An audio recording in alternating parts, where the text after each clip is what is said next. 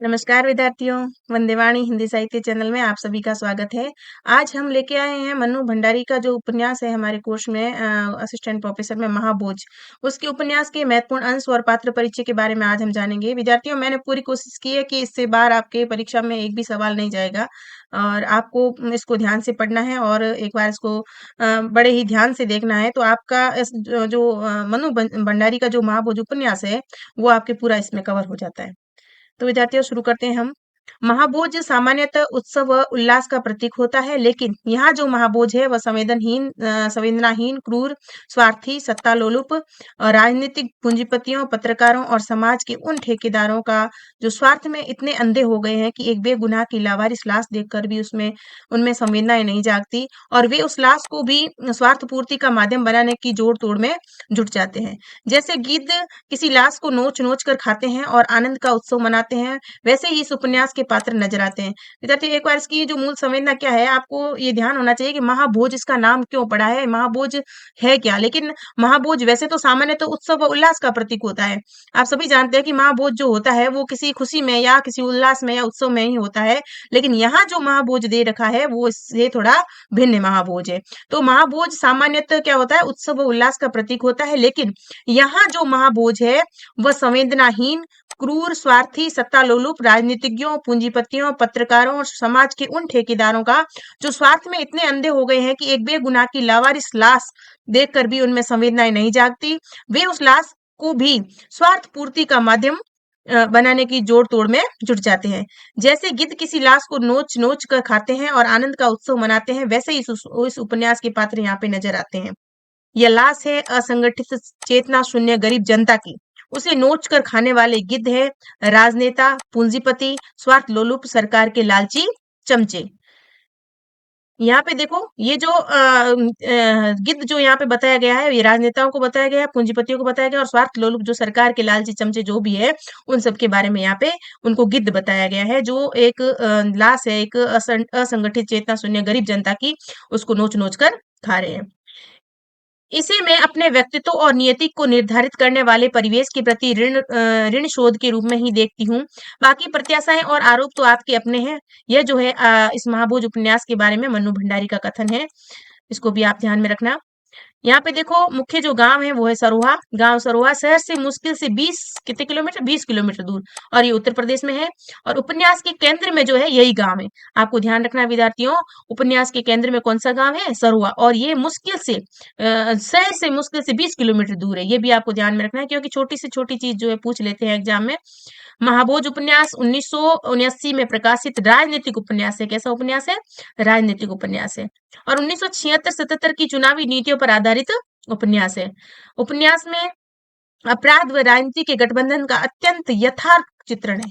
उपन्यास में क्या है, अपराध और राजनीति के गठबंधन का अत्यंत यथार्थपरक चित्रण है।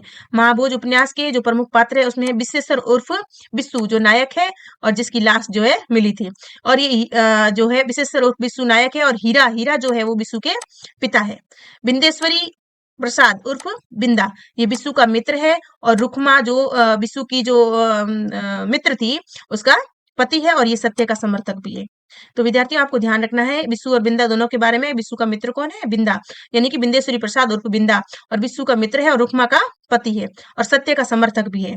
गणेशी जो है ये बिस्सू का चाचा है।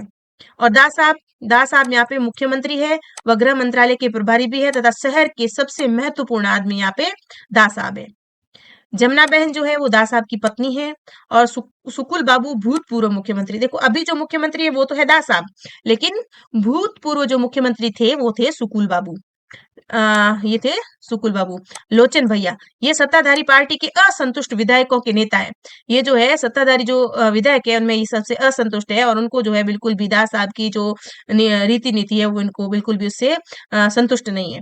सोना जो है वो लोचन की बेटी है, और त्रिलोचन यानी कि ये लोचन ही है, त्रिलोचन त्रिलोचन जो है शिक्षा मंत्री है। ये लोचन भैया अलग है और ये त्रिलोचन अलग है। त्रिलोचन जो है यहाँ पे शिक्षा मंत्री है, राव जो है स्वास्थ्य मंत्री है, और चौधरी विकास मंत्री है, और सदाशिव अत्रे अप्पा साहब जिसे कहते हैं।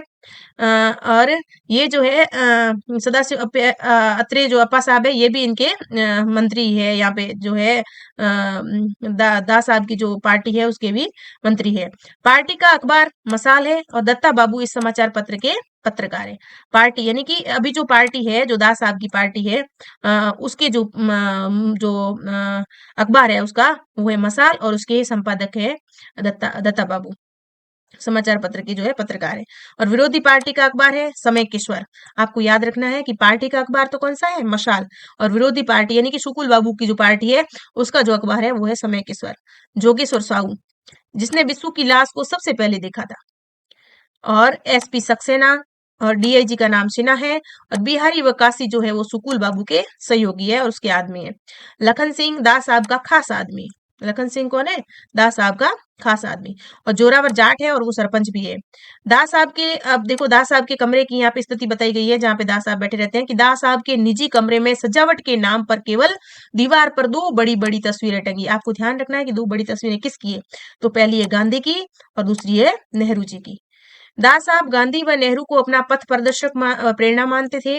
दास साहब, देखो सवाल ऐसे भी आ सकता है कि दास साहब के निजी रूम में जो है किसकी तस्वीरें टंगी थी, गांधी और नेहरू की। फिर दास साहब अपना पथ प्रदर्शक किसे मानते थे, तो दास साहब अपना पथ प्रदर्शक और प्रेरणा मानते थे गांधी व नेहरू को। दास साहब के जीवन का मूल मंत्र गीता का उपदेश। ये भी सवाल बहुत अच्छा बनता है कि दास साहब के जीवन का मूल मंत्र क्या है, गीता का उपदेश। घर के हर कोने में गीता की एक प्रति मिल जाएगी। वैसे दास साहब किसी को उपहार देते नहीं थे, और अगर किसी को उपहार देना पड़ता तो वो गीता की एक प्रति देते थे। आपको ये भी पूछा जा सकता है कि दास साहब अपने मिलने वालों को उपहार में क्या देते थे, तो आपको ध्यान रखना है कि वो गीता की एक प्रति देते हैं। गांव के पूर्व में एक बड़ा अखाड़ा है, और वो है जुम्मन पहलवान का अखाड़ा। आपसे पूछ लिया जाता है कि गांव के किस ओर जो है जुम्मन पहलवान का अखाड़ा है, तो वो है पूर्व में। सुकुल बाबू की उम्र 62 वर्ष, और इनकी कार का नाम है एम्बेसडर। एम्बेसडर। अब देखो, सुकुल बाबू जो भूतपूर्व मुख्यमंत्री है, उनकी उम्र भी पूछ ले कि कितने वर्ष के हैं, तो 62 वर्ष के हैं, और इनकी कार का नाम एम्बेसडर है। आज वे ऐसी वर्षा करके जाएंगे कि फसल उनके हिस्से ही पड़े। मन ही मन उन्होंने अंगुली में पड़े नीलम को नमस्कार किया और मत चूके चौहान के भाव से माइक संभाला। ये जो कथन है, ये सुकुल बाबू के बारे में लेखिका का कथन है। ध्यान रखना कि मत चूके चौहान और नीलम, उंगली में पड़े नीलम, ये जो कथन है ये सुकुल बाबू के बारे में है। बिहारी भाई सुकुल बाबू का सहयोगी है, पहले आया है, बिहारी और काशी दोनों इसके सहयोगी है। दास साहब अपने घरेलू ऑफिस के कमरे में बैठते हैं, और वो बैठते कब है, 7 से 9 बजे के बीच में। आपसे ये भी पूछा जा सकता है कि दास साहब का जो निजी कमरा है, पहले आपको ये पूछा था कि दास साहब के कमरे में किसकी तस्वीरें टंगी हुई है, तो गांधी और नेहरू की, और वो गीता के जो है गीता को जो अपना मूल मंत्र मानते थे। और यहाँ पे देखो, गीता का उपदेश उनके जीवन का मूल मंत्र था, ये आपने पढ़ लिया। अब यहाँ पे जो निजी कमरा है वहां पे वो बैठते कितने बजे हैं, तो ये भी ध्यान रखना है आपको, 7 से 9 बजे तक। भवानी, भवानी जो है ये मसाल टाइप का हाँ, मसाल जो पत्रिका है उसका टाइप राइटर है। ये जो मसाल पत्रिका है, जो मसाल है, वो सत्ता पार्टी का अखबार है, उसका टाइप राइटर है, उसका नाम है भवानी। सुकुल बाबू की भाषण की रिपोर्ट लाने के लिए मसाल से नरोत्तम गया। अब सुकुल बाबू के जो भाषण हुआ था, उसकी जो रिपोर्ट लाने के जो रिपोर्टर गया था, उसका नाम था नरोत्तम। बिस्सू की लाश को सबसे पहले जोगेश्वर साहू ने देखी। समय भोर 4:30-5 बजे होंगे। ये भी आपको ध्यान रखना है कि बिस्सू की लाश आपको पता है कि सबसे पहले जोगेश्वर साहू ने देखी, लेकिन अगर एग्जामिनर सवाल पूछ ले उससे भी मतलब ज्यादा जो है कठिन, तो ये पूछ सकता है कि कितने बजे देखी, तो 4:30 या 5 बजे, भोर को, शाम को नहीं है, यहाँ पे भोर को है। चतुर कुआ विष्टा पर बैठता है, विरोधी पार्टी का कथन है दास साहब के लिए। अरे धोती के नीचे सभी नंगे हैं, और ससुर इस राजनीति में तो धोती के बाहर भी नंगे। पर दास साहब एकदम अपवाद, धोती के नीचे भी धोती ही निकलेगी। इस गीता बांचने वाले के खाल खींचने पर ही सामने आ सकता है इसका नंगापन। दास साहब के लिए जो कथन आया है, ये कथन सारे जो है दास साहब के लिए है, ये ध्यान में रखना है आपको। ऊंचे किस्म का घाघ और घुन्नी चीज है दास साहब, ये जो है ये भी दास साहब के बारे में लेखिका का कथन है। पुलिस थाने का दृश्य, अब देखो पहले दास साहब के निजी कमरे का जो दृश्य बताया, अब जो पुलिस थाना है जहाँ पे इन सब के बयान होने हैं बिस्सू की मौत को लेके, तो उसका दृश्य आपको बता देते हैं कि वहां पे क्या है। पुलिस थाने का दृश्य जहाँ गांव के लोगों के बयान लेने थे। उसमें है क्या, टीन की कुर्सियां हटवाकर लकड़ी की कुर्सियां लगाई। अब आपसे पूछ लिया जाए कि पुलिस थाना था जहाँ पे लोगों के बयान लेने थे, वहां पे टीन की कुर्सियां हटाकर किसकी कुर्सियां लगाई, लोहे की, और आपको और भी किसी की बोल दे, लकड़ी की, या अलग अलग जो है कह दी तो आपको ये ध्यान रखना है कि लकड़ी की कुर्सियां लगाई गई, उन पर गद्दियां बिछाई गई, 2 बेंचें और डाली गई। अब बेंचें कितनी और डाली गई? 2 बेंचें। हो सकता है पहले और थी और पहले 2 थी और 2 और डाल दी गई हो। अब पुलिस थाने में सजावट के नाम पर 2 कैलेंडर टांगे गए हैं। देखो 2 कैलेंडर टांगे गए हैं पुलिस थाने में। पहला है शिव पार्वती का और दूसरा है भारत माता का, ये भी आपको ध्यान रखना है। देखो ये पुलिस थाने का दृश्य है, पहले जो था वो दास साहब के निजी कमरे का था और उसमें गांधी नेहरू की तस्वीरें लगी हुई है, और यहाँ पे जो कैलेंडर टांगे गए हैं यहाँ पे तस्वीर नहीं है, यहाँ पे कैलेंडर है। थाने में आपसे ये पूछ ले कि तस्वीरें किसकी टंगी हुई है, लेकिन यहाँ पे तस्वीरें नहीं टंगी हुई है। आपको ध्यान रखना है कि थाने में 2 कैलेंडर टांगे गए हैं, पहला है शिव पार्वती का और दूसरा भारत माता का। और भारत माता के एक और चरखा काटते हुए गांधी जी है और दूसरी तरफ तिरंगा लिए हुए जवाहरलाल नेहरू। देखो यहाँ पे भी गांधी जी और नेहरू जी है, लेकिन शिव पार्वती का कैलेंडर और भारत माता का कैलेंडर है ना, उसमें भी भारत माता के एक और चरखा काटते हुए गांधी जी और दूसरी ओर तिरंगा लिए हुए जवाहरलाल नेहरू है। आपको ऐसे पूछ लिया जाए कि तिरंगा लिए हुए भारत माता के एक और चरखा काटते हुए गांधी जी है और दूसरी ओर तिरंगा लिए जवाहरलाल नेहरू। तो यूं पूछ सकते हैं कि चरखा काटते हुए गांधी जी और दूसरी ओर तिरंगा लिए जवाहरलाल नेहरू किसकी तस्वीर के पास खड़े हैं, मतलब पास जो है उनका चित्र है। तो आपको ये ध्यान रखना है कि ये भारत माता के एक और चरखा काटते हुए गांधी जी है, न कि शिव पार्वती के कैलेंडर के आगे। वैसे तो थाने के नाम पर है ही क्या, एक बरामदा। अब थाने के बारे में बता रहे हैं कि वैसे तो थाने के नाम पर तो है क्या, कुछ भी नहीं है ज्यादा। एक बरामदा है और कोठरी नुमा 2 छोटे छोटे कमरे हैं, पीछे कच्चा आंगन है जिसके दूसरे सिरे पर सुरंग नुमा एक पतली लंबी सी कोठरी है। सुरंग नुमा मतलब कोठरी भी कैसी है, सुरंग के जैसी, अंधेरे और सीलन और बदबू से भरी हुई। अब ऐसी कोठरी है, सुरंग नुमा है, पतली लंबी सी कोठरी है, तो सीलन और बदबू से तो भरी हुई होगी। 30 गांवों की, कितने गांवों की? 30 गांवों की शांति और सुरक्षा का भार इसी थाने पर है। और 20-25 की संख्या में हमेशा ही सुरंग में बंद रहते थे। अब आपको ये ध्यान रखना है कि इस थाने पर कितने गांवों की सुरक्षा का भार है, तो 30 गांवों की। और यहाँ पे कितने कम से कम जो है कैदी यहाँ पे हमेशा सुरंग में बंद रहते हैं, तो 20 से 25, ये संख्या आपको थोड़ी ध्यान में रखनी है। अब है बिस्सू 28 साल का था और 14वीं पास था। हरिजन टोला में बच्चों को पढ़ाता था। बिस्सू को 4 साल जेल में रखा बिना गलती के। जो पहले जो यहाँ पे आगजनी की घटना बताई गई है उसमें जो है बिस्सू को ऐसे ही बेचारे को जेल में डाल दिया था और खूब यातनाएं दी थी। और बिस्सू ने मरने से पहले उसी दिन शाम को 8 बजे, अब कितने बजे पी? 8 बजे। 8 बजे उसने क्या किया? 8 बजे पुत्तन की दुकान पे चाय पी थी। 8 बजे किसकी दुकान पे चाय पी थी? पुतन की दुकान पे। और साथ में 2 लड़के थे और गाँव कौन सा था? टिटहरी। अब आपसे ये पूछा जाए कि बिस्सू ने मरने से पहले किसकी दुकान पे चाय पी थी? तो पुतन की दुकान पे। और उसके साथ कौन थे? तो 2 लड़के थे और लड़के कहाँ के थे? तो टिटहरी गाँव के। ये आपको थोड़ा ध्यान में रखना है। महेश शर्मा का मित्र अखिलन रामचंद्रन। अब महेश शर्मा इसमें एक पात्र आया और उसका मित्र का भी नाम आया अखिलन रामचंद्रन। बिस्सू की मौत को लेकर शहर के 3 कोने सक्रिय थे। ये वेरी वेरी इंपॉर्टेंट सवाल है, आप थोड़ा ध्यान रखना कि बिस्सू की मौत के जो लेकर जो 3 कोने सक्रिय थे। पहला था, पहला दास साहब का घर। पहला क्या था? दास साहब का घर। और दूसरा था शुकुल बाबू का निवास स्थान। और तीसरा मसाल का ऑफिस। मसाल जो सत्ता पक्ष की जो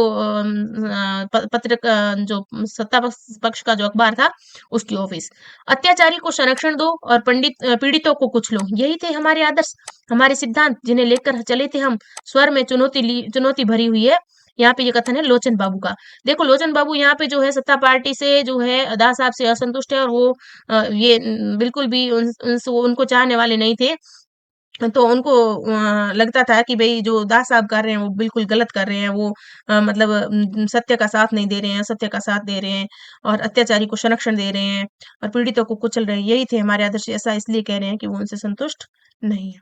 अब देखो दूसरा है सिद्धांतों और आदर्शों में तो यह भी नहीं था कि हम अपने व्यक्तिगत स्वार्थ और हित को पार्टी की एकता और उसके हित से ऊपर रखेंगे। अब दूसरा जो कथन है इसी से संबंधित वो है अप्पा साहब का कथन, जो लोचन को वापस कह रहे हैं कि भाई सिद्धांत तो ये भी नहीं थे कि हम पार्टी के जो है पार्टी की एकता को नष्ट कर देंगे अपने व्यक्तिगत स्वार्थ के लिए, ये भी तो नहीं लिखा हुआ था उसमें। हमने तो पहले यही कहा था कि पार्टी के हित को और उसकी एकता को सबसे ऊपर रखेंगे। यानी कि सिद्धांतों और आदर्शों में तो यह भी नहीं था कि हम अपने व्यक्तिगत स्वार्थ और हित को पार्टी की एकता और उसके हित के ऊपर रखेंगे। ये जो कथन है अप्पा साहब का कथन है और वो लोचन से बोल रहे हैं। अब 5 मंत्री जो अपना त्याग पत्र देने जा रहे थे, जो असंतुष्ट थे। एक है लोचन, दूसरा है राव, तीसरा है बापट और चौथा है मेहता और 5वां है चौधरी। ये 5 नाम आपको ध्यान रखने हैं, लोचन, राव, बापट, मेहता और चौधरी, जो 5 मंत्री थे जो त्याग पत्र देने जा रहे थे। पांडे, पांडे जो है दास साहब का आदमी है और गुप्तचर भी है। दास साहब का भाषण और घरेलू उद्योग योजना का उद्घाटन 15 तारीख को सरोहा में होना है। अब आपको ये भी पूछा जाए कि दास साहब का भाषण कब है और उस घरेलू उद्योग योजना का उद्घाटन कौन सी तारीख को करना था, तो ये 15 तारीख को और सरोहा में करना था। बिहारी और काशी सुकुल बाबू के खास आदमी है और किशन सुकुल बाबू का नौकर है। ये पहले भी आया था, बिहारी और काशी जो है सुकुल बाबू के आदमी है और किशन जो है सुकुल बाबू का नौकर है। अन्य पात्र जिनके बयान थाने में होने थे, जोगेश्वर साहू, महेश बाबू, हीरा और बिंदा। जोरावर के साथ एसपी सक्सेना का व्यवहार अच्छा नहीं था। जो जोरावर था, जो दास साहब का कृपा पात्र था, उसके प्रति जो एसपी सक्सेना का है उसका व्यवहार अच्छा नहीं था। जोरावर जाट सरपंच था, 40 वर्ष की उम्र थी और 6 फीट लंबा आदमी था वो।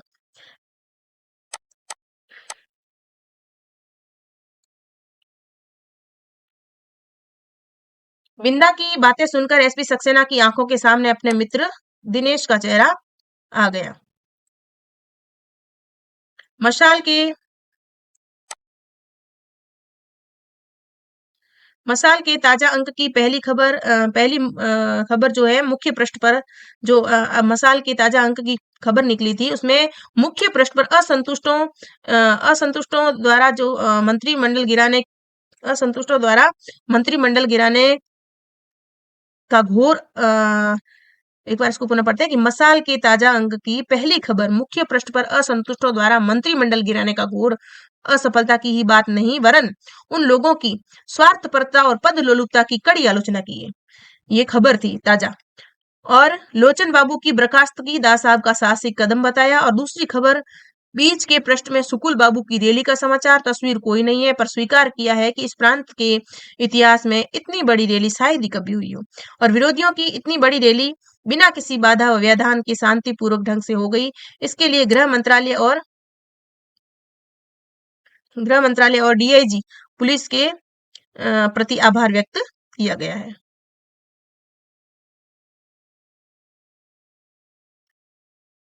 तीसरी प्रमुख खबर, दोस्ती की आड़ में बिस्सू की हत्या करने वाला बिंदा गिरफ्तार। यानी देखो 3 मुख्य खबरें इस प्रकार है। पहली खबर लोचन की बर्खास्तगी, दूसरी सुकुल बाबू की बड़ी रैली और तीसरी बिंदा की गिरफ्तारी। आपसे ये पूछा जाए कि मसाल के मुख्य पृष्ठ पर मुख्य 3 खबरें कौन-कौन सी थी, तो पहली खबर तो थी लोचन की बर्खास्तगी, जिसको दास साहब ने बर्खास्त कर दिया था अपनी पार्टी से। दूसरी खबर थी सुकुल बाबू की बड़ी रैली जो निकाली गई थी और जो अब विरोधी पार्टी के बारे में भी लिखना था, उनको ये दर्शाना था कि हम किसी के साथ जो है भेदभाव नहीं करते, तो विरोधी पार्टी की रैली बताकर भी उन्होंने जो है अपनी मानता प्रदर्शित कर दी। और तीसरी जो है खबर बिंदा की गिरफ्तारी। अब बिंदा को बेचारे को ऐसे ही गिरफ्तार करवा दिया था। ये 3 जो है बड़ी खबरें थी मसाल के मुख्य पृष्ठ की। लंगड़ा केसरिया संदेश, आम की किस्में जो दास साहब के घर में जमुना बहन लाई थी, लंगड़ा आम और जो केसरिया संदेश नाम से जो लेके आई थी, वो जमुना बहन लेके आई थी, दास साहब की पत्नी। सिन्हा की 25वीं शादी की सालगिरह व प्रमोशन की पार्टी में शिवाज रीगल, ब्लैक डॉग, देसीरम शराब की किस्में जो 25 प्रकार की किस्में थी, वो उसमें मौजूद थी। सिन्हा का लंगोटिया यार इनकम टैक्स कमिश्नर वर्मा। देखो सिन्हा का लंगोटिया यार कौन था यहाँ पे? Income tax commissioner Verma. और इस पूरी पार्टी में, इस पूरी घटना में जो उपेक्षित पात्र थे वो थे एसपी सक्सेना, लोचन और बिंदा। क्योंकि एसपी सक्सेना को भी जो है उसका भी ट्रांसफर कर दिया गया था और लोचन को जो है बर्खास्त कर दिया था और बिंदा को बेचारे को बिना जो है गुनाह के उसकी बिस्सू की मौत के बाद लिए जो है सजा दे दी गई थी, फांसी की सजा सुना दी गई थी उसको। ये जो महाभोज उपन्यास में जो दर्शाया गया है, ये बहुत ही इन राजनेताओं के बारे में कहने का मतलब ये है, उनको उस प्रकार के गिद्ध बताए हैं जो बेचारों को कमजोर और जो गरीब लोग हैं उनको यहाँ पे नोच-नोच कर खाने की बात यहाँ पे ज़ाहिर हो रही है। क्योंकि बिंदा को भी इन्होंने सजा दिलवा दी और एसपी सक्सेना को भी वहाँ से जो है उसका ट्रांसफर कर दिया और लोचन को जो है अपनी पार्टी से बर्खास्त कर दिया। तो विद्यार्थियों ये था महाभोज उपन्यास और इसकी महत्वपूर्ण अंश, तो आप इसको अच्छे से पढ़ लेना, इससे बाहर कोई भी सवाल नहीं जाएगा। ये मेरे हिसाब से ये मेरे को लगता है सफिशिएंट है परीक्षा की दृष्टि से। और अगली क्लास हम अगले जो हमारे टॉपिक है उसके बारे में लेके आएँगे। तब तक के लिए धन्यवाद।